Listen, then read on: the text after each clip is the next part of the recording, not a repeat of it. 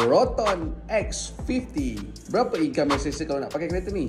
Jom kita kira. Untuk model standard, harga bermula RM86,300. Down payment 10%, RM8,630. Engine 1.5, road tax RM120 setahun. Insurans, kalau kosong NCD, kena prepare RM2,500. Total upfront yang kena sediakan adalah RM11,250. Monthly installment kalau untuk 9 tahun adalah RM887. Total untuk yearly installment pula adalah RM10,644. Kita kira untuk yearly expenses pula. Insurans RM2,500, road tax RM120. Service kita prepare RM750. Wear and tear kita prepare RM800 tahun. Jadi total untuk yearly expenses adalah RM4,170.